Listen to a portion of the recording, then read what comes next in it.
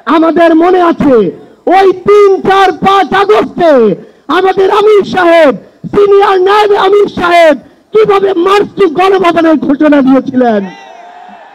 আমরা স্পষ্ট করে আপনাদেরকে একটা কথা বলি, এই 24 পরবর্তী বাংলাদেশে আমরা যারা অভ্যুত্থানের সহযোদ্ধা ছিলাম, আমরা যদি ঐক্যবদ্ধ থাকি, আগামীর বাংলাদেশে আর কোন ফ্যাসিস্ট কোন নামে কোন ব্যক্তিকে সামনে রেখে কোন দলকে সামনে রেখে এই বাংলাদেশে দাঁড়াতে পারবে না। 2024 সালের ছাত্র জনতার অভ্যুত্থানের আমার সহযোদ্ধারা, আপনারা কেমন আছেন? আমার সামনে আজ এই ইসলামী আন্দোলন বাংলাদেশের মহাসমাবেশে যে লক্ষ ছাত্র জনতার উপস্থিতি, তারাই ছিল আমাদের জুলাই অভ্যুত্থানের অন্যতম সহযোদ্ধা। কে কি বলল সেটাতে আপনাদের আমাদের কিছু আসে যায় না। আমরা যতক্ষণ জুলাই অভ্যুত্থানের ওই স্পিরিটে নিজেদের বুকে ধারণ করে শহীদের যে আত্মত্যাগ, জুলাইয়ের যোদ্ধাদের যে রক্ত দেওয়া, সেগুলোকে আমরা যতক্ষণ ধারণ করে সামনের দিকে এগিয়ে চলবো, ততক্ষণ কারো প্রোপাগান্ডা আমাদের কিছু আসে যায় না।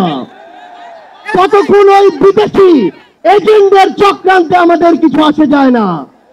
আমাদের মনে আছে ওই 3, 4, 5 আগস্টে আমাদের আমির সাহেব, সিনিয়র নায়েব আমির সাহেব কিভাবে মার্চ টু গণভবনের ঘোষণা দিয়েছিলেন। আমরা স্পষ্ট করে আপনাদেরকে একটা কথা বলি, এই 24 পরবর্তী বাংলাদেশে আমরা যারা অভ্যুত্থানের সহযোদ্ধা ছিলাম, আমরা যদি ঐক্যবদ্ধ থাকি, আগামীর বাংলাদেশে আর কোন ফ্যাসিস্ট কোন নামে কোন ব্যক্তিকে সামনে রেখে কোন দলকে সামনে রেখে এই বাংলাদেশে দাঁড়াতে পারবে না।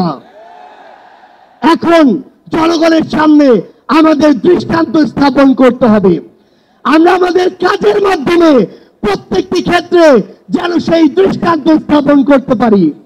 আজকে যখন আমি আসছিলাম, রাস্তার আশেপাশের প্রত্যেকটি মোড়ে আমার ইসলামী আন্দোলন বাংলাদেশের সহযোদ্ধারা ট্রাফিকিং এর কাজ করছে। এটাই হচ্ছে দৃষ্টান্ত যে আমরা কাজ করব, আমাদের রাজনৈতিক সমাবেশ করব, একই সাথে জনগণের যেন দুর্ভোগ না হয় সেটাও আমাদের মাথায় থাকবে। আমরা এর আগেও দেখেছি এই মাঠে প্রোগ্রাম হয়েছে, প্রোগ্রাম শেষ করে মাঠের প্রত্যেকটি ময়লাকে পরিষ্কার করা হয়েছে।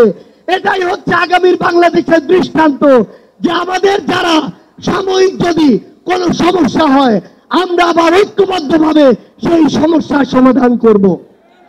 একটা জিনিস মনে রাখতে হবে, এই অভ্যুত্থানে আপনারা যখন ঢাকার গুরুত্বপূর্ণ পয়েন্টগুলো থেকে শুরু করে দেশের বিভিন্ন রণক্ষেত্রে অংশগ্রহণ করেছেন, আপনাদেরকে পাঞ্জাবি পায়জামা টুপি থেকে টার্গেট কিলিং করা হয়েছে। আমার মাদ্রাসার অসংখ্য ভাই এই টার্গেট কিলিং এর শিকার হয়েছেন। আগামীর বাংলাদেশে কেউ যেন কাউকে ট্যাগিং করে টার্গেট কিলিং এর শিকার না করতে পারে, সে বিষয়ে আমাদের ঐক্যবদ্ধ থাকতে হবে। আমরা সংস্কার বিচারকে সামনে রেখে আমাদের এই লড়াই করছি।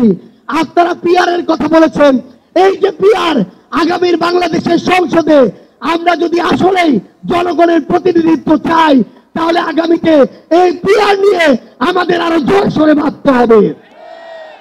আমরা আপনাদেরকে স্পষ্ট করে আমাদের জাতীয় নাগরিক পার্টি এনসিপির পক্ষ থেকে অঙ্গীকার করি, বাংলাদেশের প্রশ্নে, জনগণের প্রশ্নে আপনারা যদি ঐক্যবদ্ধ থাকেন, আপনাদের সাথে কাঁধে কাঁধ মিলিয়ে 24-এর মতো এনসিপি আবারও আগামীর বাংলাদেশে লড়াই করবে।